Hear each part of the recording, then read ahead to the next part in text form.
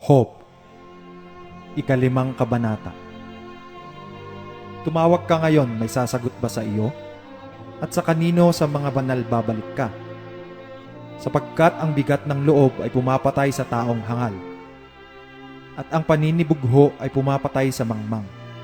Aking nakita ang hangal na umuunlad, ngunit agad kong sinumpa ang kanyang tahanan.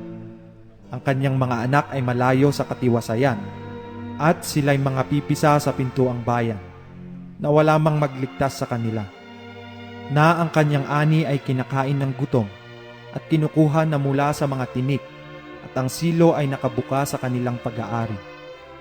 Sapagkat ang kadalamhatian ay hindi lumalabas sa alabok, ni bumubukal man sa lupa ang kabagabagan, kundi ang tao ay ipinanganak sa kabagabagan, gaya ng alipato na umiilang lang sa itaas.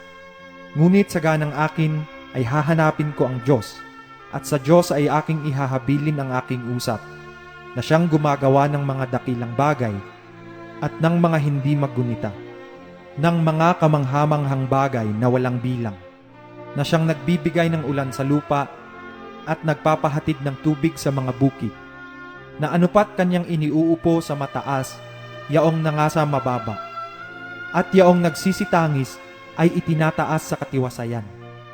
Kanyang sinasayang ang mga katha-katha ng mapagkatha, na anupat hindi maisagawa ng kanilang mga kamay ang kanilang panukala. Kanyang hinuhuli ang pantas sa kanilang sariling katha, at ang payo ng suwail ay napapariwara. Kanilang nasasalunuan ang kadiliman sa araw, at nagsisika pa sa katanghaliang tapat na gaya sa gabi. Ngunit kanyang inililigtas sa tabak ng kanilang bibig, sa makatwid bagay ang maralita sa kamay ng malakas. Na anupat ang dukha ay may pag-asa, at ang kasamaan ay nagtitikom ng kanyang bibig. Narito, maginhawa ang tao na sinasaway ng Diyos, kaya't huwag mong waling kabuluhan ang pagsaway ng makapangyarihan sa lahat. Sapagkat siya'y sumusugat at nagtatapal, siya'y sumusugat at pinagagaling ng kanyang mga kamay. Kanyang ililigtas ka sa 6 na kabagabagan, oo, sa 7 ay walang kasamaang kikilos sa iyo.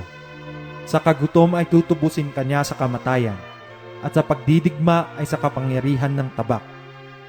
Ikaw ay makukubli sa talas ng dila, na hindi ka man matatakot sa paggiba pagka dumarating. Sa kagibaan at sa kasalatan ay tatawa ka, ni hindi ka matatakot sa mga ganid sa lupa.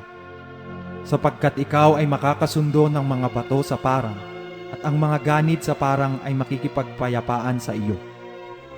At iyong makikilala na ang iyong tolda ay nasa kapayapaan, at iyong dadalawin ang iyong kulungan, at walang mawawala na anuman.